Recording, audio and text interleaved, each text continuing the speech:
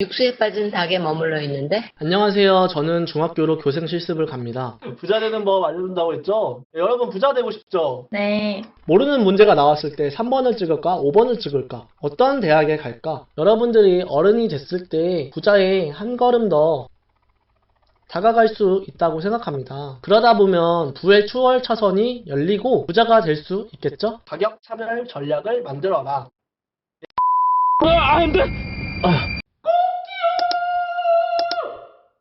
마지막 수업, 김경환. 보이나요?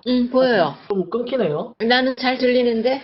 화면이 조금 느려요. 나 별 문제 없는 것 같은데? 원래 PPT가 좀 늦게 들어가는구나. 감사합니다. 그냥 하겠습니다. 안녕하세요. 저는 중학교로 교생 실습을 갑니다. 그래서 중학생들이 쉽게 이해할 수 있도록 실생활에서 쉽게 접할 수 있는 예시들을 활용하여 개념 설명을 하고 학습 내용에 대한 토의나 퀴즈를 팀별로 진행하여 공부와 친구 관계, 두 마리 토끼를 다 잡을 수 있는 수업을 계획해 보았습니다. 그럼 온라인 수업 실현 시작해보도록 하겠습니다. 자, 여러분 1학년 6반 여러분 안녕하세요. 오늘 점심에 여러분이 좋아하는 치킨 나왔는데 점심 맛있게 먹었어요? 네. 네, 감사합니다. 네, 그러면은 우리 밥 먹으니까 조금 졸립잖아요. 그래서 잠을 깨우기 위해서 잠깐 스트레칭 해볼게요. 손을 깍지 찌고 이렇게 올려볼게요, 여러분. 이렇게 쭉쭉쭉 키도 커야 되니까. 자, 오른쪽으로. 와, 감사합니다. 스트레칭 하니까 조금 개운한 느낌이 드나요? 잠이 좀 깨죠? 그러면은 오늘 수업을 진행해 볼 건데요. 오늘 선생님이 어떤 거 알려준다고 했죠? 네, 부자 되는 맞아요. 법이요. 네, 맞아요. 부자 되는 법 알려준다고 했죠? 네, 여러분 부자 되고 싶죠? 네. 오늘 수업 열심히 들으면 여러분들도 다 부자가 될 수 있습니다. 오늘 수업 계획은 저번 시간에 배웠던 경제에 대해서 먼저 복습을 하고 희소성 수용의 개념에 대해서 배우고 그 다음 복습과 그 다음 팀별 토의가 있습니다. 그리고 마지막으로 팀별로 퀴즈를 맞추는 걸로 오늘 수업 진행해 볼게요. 저번 시간에 경제에 대해서 배웠는데요. 혜연 친구, 경제가 뭐였죠? 네, 맞아요. 경제란 자원의 희소성을 해결하기 위해서 사람들의 생활에 필요한 재화와 서비스를 생산하고 준비하고 소비하는 것과 관련된 모든 활동을 말합니다. 이렇게 말하면 어렵잖아요. 한마디로 정의하자면 경제는 최소 비용으로 최대 효과를 내는 여러 가지 대안 중에서 가장 합리적인 선택을 하는 과정이라고 보시면 됩니다. 사르트르라는 사람은 인생은 BCD라고 했습니다. 여기서 BCD가 의미하는 것이 무엇일까요? 인생은 벌스와 데스 사이의 키인이 아니라 초이스라고 합니다. 즉 우리는 태어나서 죽을 때까지 선택을 한다는 뜻입니다. 예를 들어 오늘 저녁에 치킨을 먹을까? 피자를 먹을까? 모르는 문제가 나왔을 때 3번을 찍을까? 5번을 찍을까? 등의 작은 선택부터 어떤 대학에 갈까? 그리고 누구와 결혼을 할까? 어떤 직업을 가질까와 같은 대학, 결혼, 직업 등 인생을 결정짓는 큰 선택까지 우리는 수많은 대안 중에서 하나 선택을 해야 합니다. 그렇다면 우리는 왜 이렇게 힘든 선택을 해야만 할까요? 그 이유는 우리의 몸은 하나인데 자원은 희소하기 때문입니다. 희소하다라는 말은 부족하거나 적다라는 뜻인데요. 그러면은 희소성을 이해하기 위해서 물과 다이아몬드를 비교해 볼게요. 물은 삶을 유지하는 데 있어서 필수적인 재화입니다. 하지만 다이아몬드는 있어도 그만 없어도 그만 그렇지 않죠? 그런데 시장에서 거래되는 가격은 다이아몬드가 훨씬 비쌉니다. 왜 이러는 걸까요?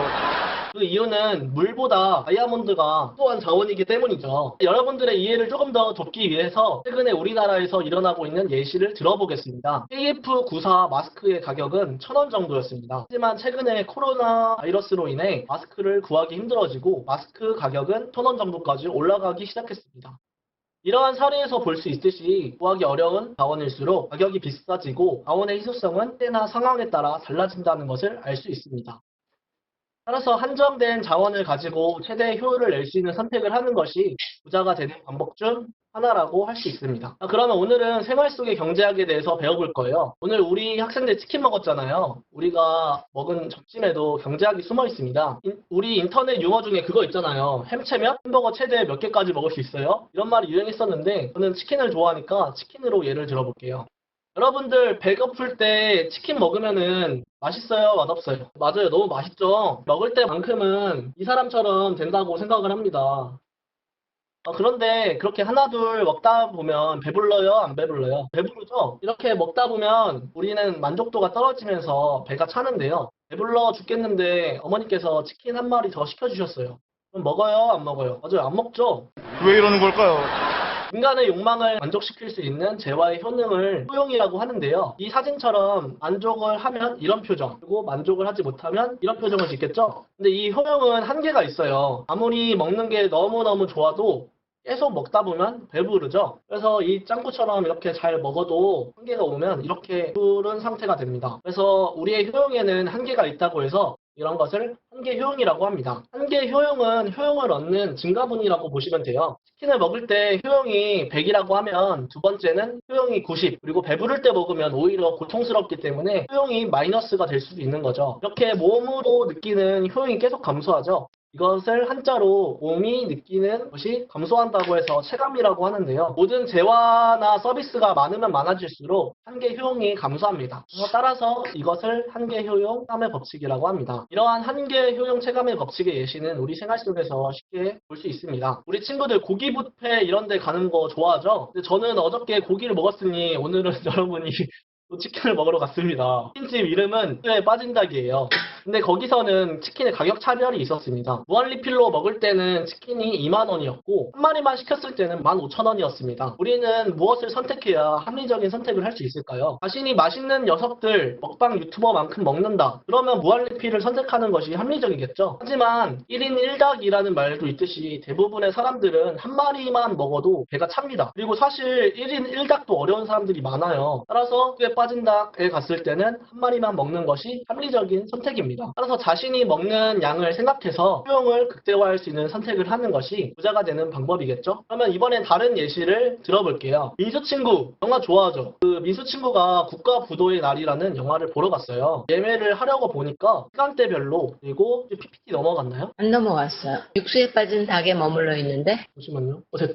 이번엔 다른 예시를 들어볼게요. 국가부도의 날이라는 영화를 보러 갔어요. 근데 예매를 하려고 보니까 시간대별로, 좌석별로 가격이 다릅니다. 왜 이러는 걸까요?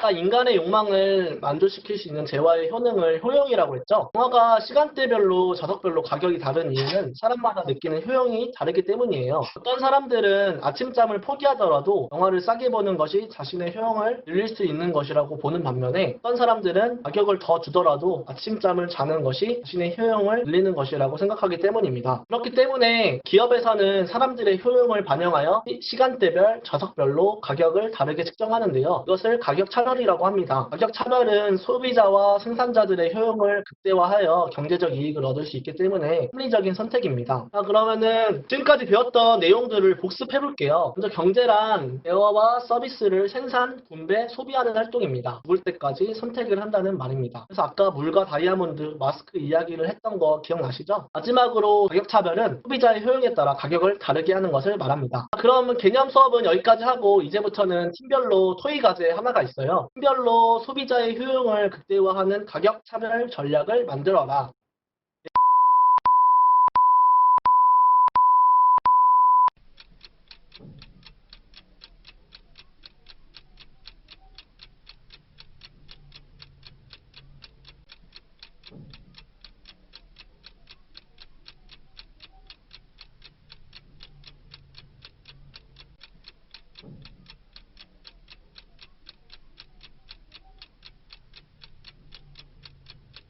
왜 이러는 걸까요?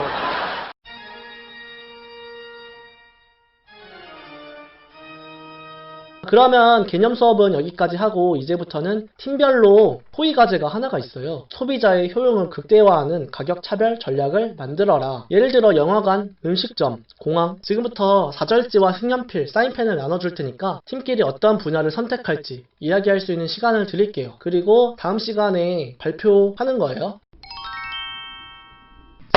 자, 여러분, 친구들이 너무 재밌게 열심히 토의를 해주고 있는데 토의를 마치고 마지막으로 우리 퀴즈를 맞춰보는 시간을 가져볼 거예요. 가장 많이 맞히는 팀에게는 푸짐한 상품이 기다리고 있습니다. 도전 골든벨! 저번 시간에 제가 나누어드린 화이트보드에 팀별로 상의하고 정답을 써주시면 됩니다. 자, 그럼 도전 골든벨 시작해보도록 하겠습니다. 먼저 경제는 무엇일까요? 재화와 서비스를 네모하는 활동입니다. 힌트는 벌써 정답 썼나요? 1팀, 2팀. 오, 좋습니다. 자, 그러면 답판 들어주세요. 네, 좋습니다. 너무 쉬웠죠? 정답은 생산, 분배, 소비하는 활동입니다. 자, 두 번째 문제 가도록 하겠습니다. 마지막 문제입니다. 소비자의 효용에 따라 가격을 다르게 하는 것을 뭐라고 할까요? 다들 너무 열심히 수업에 집중해 주셔서 여러분 어때요? 오늘 수업 재밌었나요? 네. 오늘 제가 여러분들에게 부자 되는 법 알려드린다고 했었잖아요. 근데 사실 오늘 수업 열심히 들었다고 해서 당장 부자가 될 수는 없습니다. 하지만 여러분들이 선택의 기로에 섰을 때 한정된 자원을 가지고 합리적인 선택을 하는 좋은 습관 하나하나가 모인다면 여러분들이 어른이 됐을 때 부자에 한 걸음 더 다가갈 수 있다고 생각합니다. 그러다 보면 부의 추월 차선이 열리고 부자가 될 수 있겠죠? 자, 그럼 오늘 여러분들 수업 열심히 참여해 주셔서 정말 감사하고 다음 시간에는 수요와 공급의 법칙에 대해서 배워보도록 할게요. 수고했습니다. 감사합니다.